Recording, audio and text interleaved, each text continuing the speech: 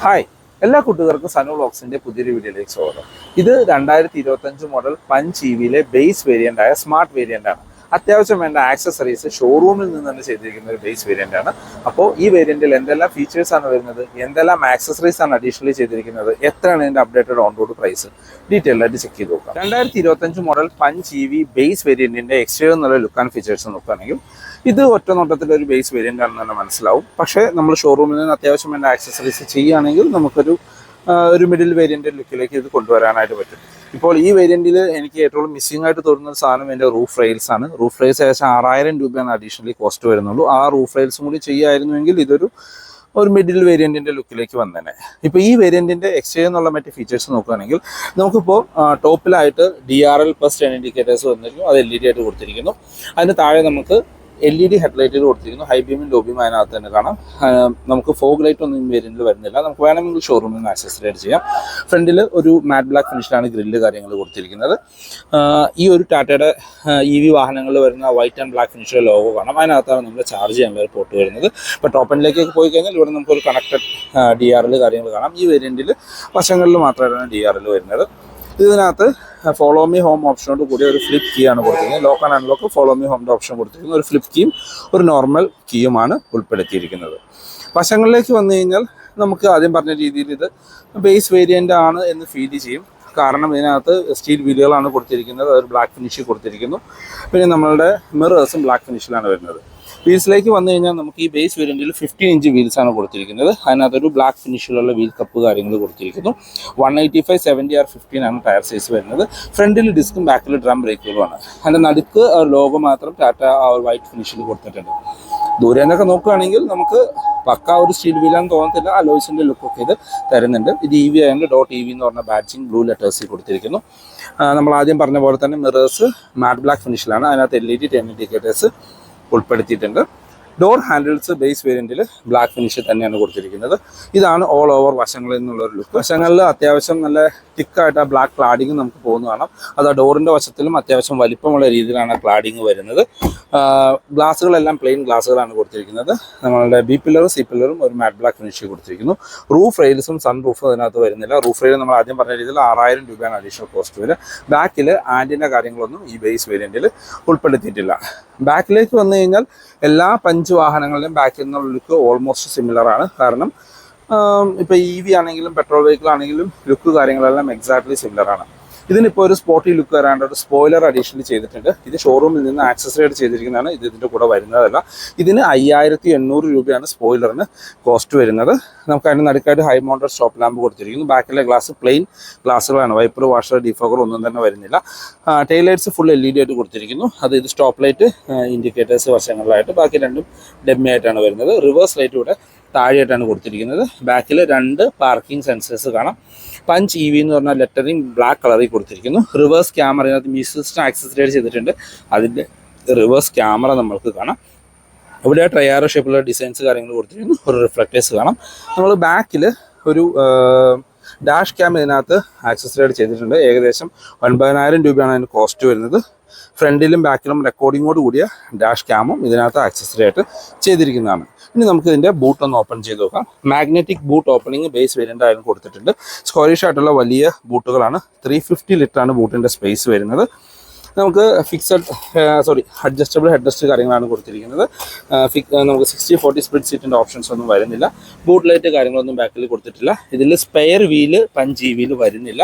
പകരം puncture kit കാര്യങ്ങളാണ് കൊടുത്തിരിക്കുന്നത്. ഇതിനകത്ത് ചാർജിങ് കേബിളും ഇത് പഞ്ചർ കിറ്റും കാര്യങ്ങളാണ് കൊടുത്തിരിക്കുന്നത്. അത്യാവശ്യം സ്ക്വയറിഷ് ആയിട്ടുള്ള വലിയ ബൂട്ടുകളാണ്. ഇനി നമുക്ക് ഇൻറ്റീരിയർ എന്നുള്ള ഫീച്ചേഴ്സ് ഒന്ന് ചെക്ക് ചെയ്ത് നോക്കാം. നമ്മൾ ആദ്യം പറഞ്ഞ രീതിയിൽ നമുക്ക് കീലെസ് എൻട്രി കാര്യങ്ങളൊന്നും തന്നെ വരുന്നില്ല. നമ്മളുടെ ഡോർ ഹാൻഡിൽസ് ഒരു ബ്ലാക്ക് ഫിനിഷിലാണ്. ഇത് നിങ്ങൾക്ക് ഷോറൂമിൽ നല്ല പുറത്തുനിന്ന് ഈ ഡോർ ഹാൻഡിലും ഈ മിറേഴ്സും വൈറ്റ് കളറിലേക്ക് പെയിൻറ്റ് ചെയ്യുകയാണ് എങ്കിൽ പിന്നെ ഒരു റൂഫ് റെയിൽ കൂടി വന്നു കഴിഞ്ഞാൽ ഒരു മിഡിൽ വേരിയൻറ്റിൻ്റെ ലുക്കിലേക്കൊക്കെ കൊണ്ടുവരാനായിട്ട് പറ്റും. ഇൻറ്റീരിയറിലേക്ക് നോക്കുകയാണെങ്കിൽ ഫുൾ ബ്ലാക്ക് ഫിനിഷിലാണ് ഇൻറ്റീരിയർ കൊടുത്തിരിക്കുന്നത്. ഡോർ പാഡ് നമുക്ക് ആ ഫുൾ ബ്ലാക്ക് ഫിനിഷിൽ തന്നെ കൊടുത്തിരിക്കുന്നു. നമ്മുടെ ഡോർ ഹാൻഡിൽസ് ഒരു ഗ്ലോസി ബ്ലാക്ക് കളറിലാണ് വരുന്നത്. ഫ്രണ്ട് 2 പവർ വിൻഡോസ് മാത്രമാണ് വരുന്നത്. അത് ഈ ഒരു വിൻഡോ ആൻറ്റി പിഞ്ചിൻ്റെ ഓപ്ഷൻ ഉൾപ്പെടുത്തിയിട്ടുണ്ട്. ഇവിടെ നമുക്ക് സ്പീക്കർ ആക്സസറൈഡ് ചെയ്തിരിക്കുന്നതാണ്. പിന്നെ ബോട്ടിൽ ഹോൾഡേഴ്സ് കാര്യങ്ങൾ കൊടുത്തിരിക്കുന്നു. മിറേഴ്സ് നമ്മൾ പുറത്തു നിന്ന് മാനുവലി കൺട്രോൾ ചെയ്യേണ്ട രീതിയിലാണ് കൊടുത്തിരിക്കുന്നത്. അതല്ലാണ്ട് മിറേഴ്സിന് വേറെ കൺട്രോൾസ് കാര്യങ്ങളൊന്നും തന്നെ ഉൾപ്പെടുത്തിയിട്ടില്ല. ഡ്രൈവർ സീറ്റ് ഒരു ഫുൾ ബ്ലാക്ക് ഫിനിഷിൽ അത്യാവശ്യം നല്ല തൈ സപ്പോർട്ട് കൂടിയുള്ള ഡ്രൈവർ ആൻഡ് കോ ഡ്രൈവർ സീറ്റുകളാണ്. ഡ്രൈവർ സീറ്റ് നമുക്ക് മാനുവലി ഹൈറ്റ് അഡ്ജസ്റ്റ് ചെയ്യാനുള്ള ഓപ്ഷൻ ബേസ് വേരിയൻ്റ് ആയിട്ടും വരുന്നുണ്ട്. EV ആയതുകൊണ്ട് 2 പെഡൽ വേണം. ഈ ഒരു മാറ്റ് ഇതിനകത്ത് ആക്സസറി ആയിട്ട് ചെയ്തിരിക്കുന്നതാണ്. ഇവിടെ നമുക്ക് റീജനറേഷൻ്റെ മോഡ് അഡ്ജസ്റ്റ് ചെയ്യാനുള്ള ഒരു ബട്ടൺ കൊടുത്തിരിക്കുന്നു. ഇവിടെ നമുക്ക് സ്റ്റോറേജ് സ്പേസ് കാണാം. പഞ്ച് EV ബേസ് വേരിയന്റിന്റെ ഇന്റീരിയർ എന്നുള്ള ലുക്ക് ആൻഡ് ഫീച്ചേഴ്സ് നോക്കുകയാണെങ്കിൽ വളരെ ബേസിക് ആയിട്ടുള്ള ഇന്റീരിയർ ആണ്. പ്രത്യേകിച്ച് യാതൊരു ഫീച്ചേഴ്സോ കാര്യമോ ഒന്നും തന്നെ വരുന്നില്ല. ഈ മ്യൂസിക് സിസ്റ്റം പോലും ഇതിനകത്ത് ആക്സസറി ആയിട്ട് ചെയ്തിരിക്കുന്നതാണ്. ഇപ്പോൾ സ്റ്റിയറിംഗ് വീലിലേക്ക് വന്നു കഴിഞ്ഞാൽ നമ്മുടെ ടാറ്റയുടെ ഒരുവിധ എല്ലാ വാഹനങ്ങളും കണ്ടുവന്നിരുന്ന ആ 2 സ്പോക്ക് ആയിട്ടുള്ള ബാക്ക് ലൈറ്റഡ് സ്റ്റിയറിംഗ് വീല് കൊടുത്തിരിക്കുന്നു. ഫ്ലാറ്റ് ബോട്ടം ആണ്. കൺട്രോൾസ് കാര്യങ്ങളൊന്നും ഈ ബേസ് വേരിയന്റിൽ ഉൾപ്പെടുത്തിയിട്ടില്ല. സ്റ്റിയറിംഗ് വീല് നമുക്ക് ടിൽറ്റ് ചെയ്യാനുള്ള ഓപ്ഷൻ മാത്രമാണ് കൊടുത്തിരിക്കുന്നത്. ടെലസ്കോപ്പിക്കിന്റെ ഓപ്ഷൻസും ഉൾപ്പെടുത്തിയിട്ടില്ല. ഇടതുവശത്തായിട്ട് നമുക്ക് വൈപ്പറിന്റെ കൺട്രോൾസും വലതുവശത്ത് ഹെഡ്ലൈറ്റിന്റെ കൺട്രോൾസും കാണാം.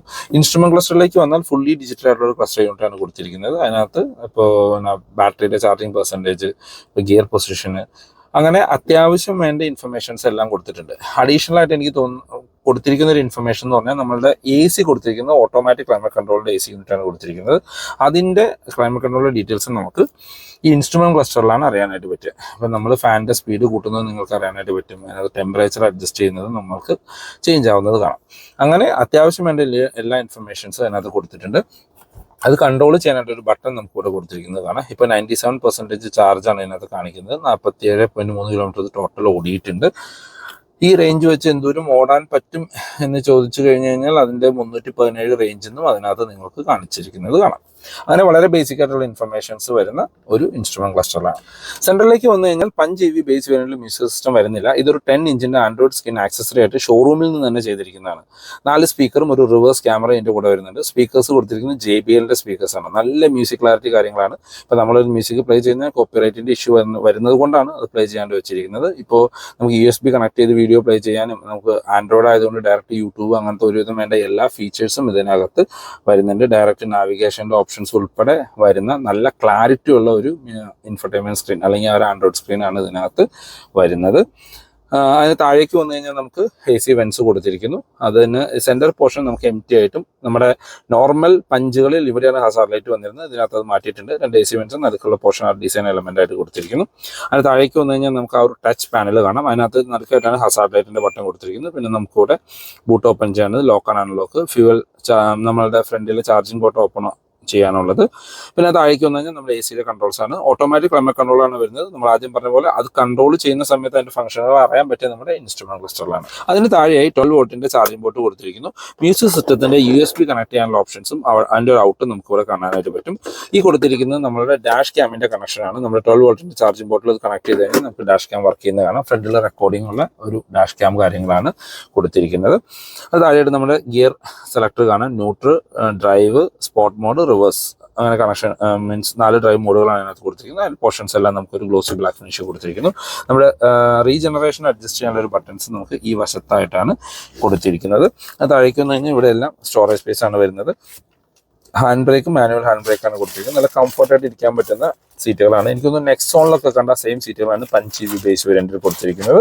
അതൊരു ഫുൾ ബ്ലാക്ക് ഫിനിഷ് കൊടുത്തിരിക്കുന്നു. സീറ്റ് ബെൽറ്റ് ഹൈറ്റ് അഡ്ജസ്റ്റ് ചെയ്യാനുള്ള ഓപ്ഷൻസ് ഒന്നും വരുന്നില്ല. ഗ്രാബ് ഹാൻഡിൽ കൊടുത്തിട്ടില്ല. സൺവൈസേഴ്സ് കൊടുത്തിരിക്കുന്നു. മിറർ കാര്യങ്ങളൊന്നും തന്നെ വരുന്നില്ല. IR VMs മാനുവൽ ഡിമ്മിങ്ങുള്ള IR VMs ആണ് കൊടുത്തിരിക്കുന്നത്. റീഡിംഗ് ലൈറ്റ് LED ആയിട്ട് കൊടുത്തിരിക്കുന്നു. ഡ്രൈവർ സൈഡിലെ സൺവൈസേഴ്സ്, ടിക്കറ്റ് ഹോൾഡർ മാത്രമാണ് കൊടുത്തിരിക്കുന്നത്. നമ്മുടെ മ്യൂസിക് സിസ്റ്റത്തിന്റെ മൈക്ക് ഈ ഒരു വശത്തായിട്ട് കണക്ട് ചെയ്തിരിക്കുന്നതാണ്.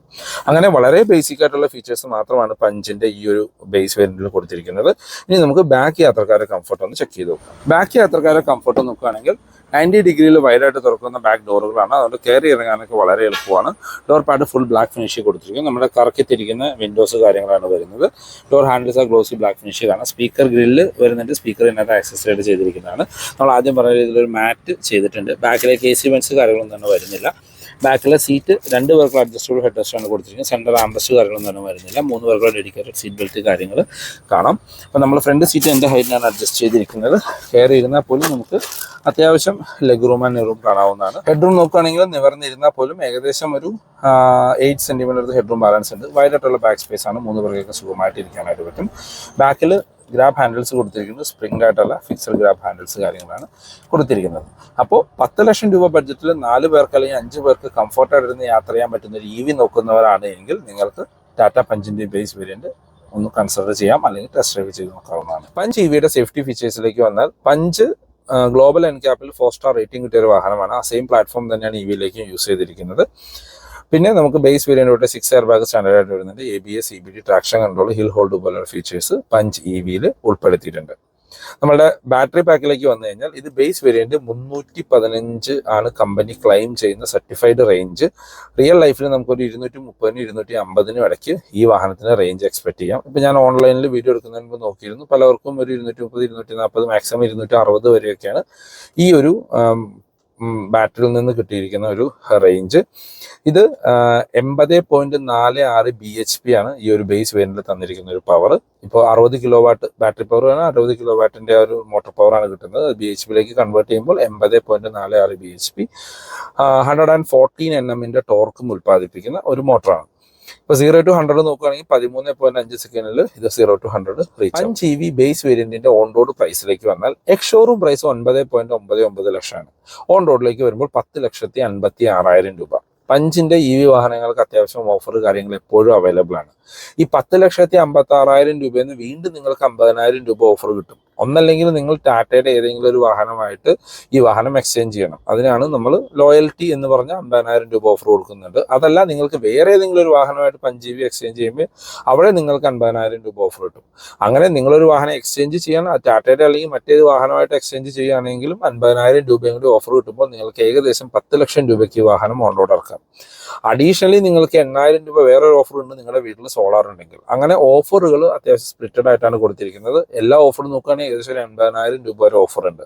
അപ്പോൾ സാധാരണക്കാരന് കിട്ടുന്ന എല്ലാ ഓഫറുകളും കഴിഞ്ഞ് എക്സ്ചേഞ്ച് ഇല്ല എങ്കിൽ നിങ്ങൾക്ക് 10,56,000 രൂപയ്ക്കും, അതല്ല നിങ്ങൾക്കൊരു വാഹനം എക്സ്ചേഞ്ച് ചെയ്യാനുണ്ടെങ്കിൽ ഏകദേശം 10 ലക്ഷം രൂപയ്ക്കും പഞ്ച് EV-യുടെ ഈ ഒരു ബേസ് വേരിയന്റ് ഓൺ റോഡ് ഇറക്കാം. ഈ പഞ്ച് EV-യുടെ ബേസ് വേരിയന്റ് ആർക്കാണ് യൂസ്ഫുൾ ആവുന്നത് ചോദിച്ചു കഴിഞ്ഞാൽ, നിങ്ങൾക്കൊരു ഡെയിലി 50 കിലോമീറ്റർ ഓട്ടോ ഉണ്ട്, നിങ്ങൾക്ക് ഒത്തിരി ഫീച്ചേഴ്സ് ഒന്നും വേണ്ടാത്ത ജസ്റ്റ് ഓഫീസിൽ പോയി വരാനായിട്ടുള്ള ഒരു ഇലക്ട്രിക് അല്ലെങ്കിൽ EV വെഹിക്കിളാണ് വേണ്ടത്, അത്യാവശ്യം സേഫ് ആൻഡ് സ്ട്രോങ് ആയിട്ടുള്ള ഒരു കാറ് വേണം, ഒരു SUV ലുക്കുള്ള ഒരു മൈക്രോ SUV ലുക്കുള്ള ഒരു വാഹനം, ഏത് റോട്ടിൽ കൂടെ കൊണ്ടുനടക്കാൻ പറ്റുന്ന ഒരു വാഹനം വേണം എന്ന് കോൺസെപ്റ്റ് ഉള്ളവർക്ക് കൺസിഡർ ചെയ്യാൻ പറ്റുന്ന ഒരേ ഒരു വാഹനം ഇപ്പോൾ ഇന്ത്യയിൽ അവൈലബിൾ ആയിട്ടുള്ളതിൽ ഈ പഞ്ച് EV ആണ്.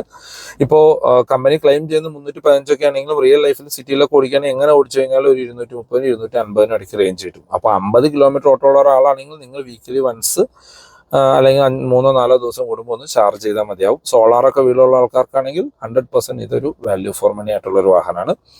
ഇപ്പോൾ ഇതിന്റെ റണ്ണിങ് കോസ്റ്റ് നോക്കുകയാണെങ്കിൽ കിലോമീറ്ററിന് 1 രൂപയെ താഴെയാണ് റണ്ണിങ് കോസ്റ്റ് വരുന്നത്. അതായത് നിങ്ങൾക്ക് ഒരു 2 വീലർ കൊണ്ട് നടക്കുന്നതിനേക്കാളും ലാഭത്തിൽ ഡെയിലി ഓഫീസിൽ പോയി വരാൻ യൂസ് ചെയ്യാവുന്ന ഒരു ബെസ്റ്റ് കാറാണ് ഈ പഞ്ചിന്റെ ബേസ് വേരിയന്റ്. അതല്ല നിങ്ങൾക്ക് കൂടുതൽ പൈസ ഉണ്ടെങ്കിൽ പഞ്ചിന്റെ മറ്റ് വേരിയന്റുകളിലേക്കോ നെക്സോണിലേക്കോ കർവിലേക്കോ അതല്ല വിൻസറിലേക്കോ ഏത് വാഹനത്തിലേക്ക് വേണമെങ്കിൽ പോകാവുന്നതാണ്. അപ്പോൾ ടാറ്റ റിലേറ്റഡുള്ള എന്ത് ഇൻഫർമേഷനും ഞാൻ പെരുമ്പാവൂരുള്ള ഗോകുലം മോട്ടോഴ്സിന്റെ നമ്പർ ഡിസ്ക്രിപ്ഷനിൽ കൊടുക്കാം. പുതിയ വാഹനം വാങ്ങാനാണെങ്കിലും എക്സിസ്റ്റിംഗ് ഓണർ ആണെങ്കിലും നിങ്ങൾക്ക് അവരെ കമ്മ്യൂണിക്കേറ്റ് ചെയ്യാം. അപ്പോൾ പുതിയൊരു വീഡിയോ കാണുന്നവരെ ബൈ ബൈ.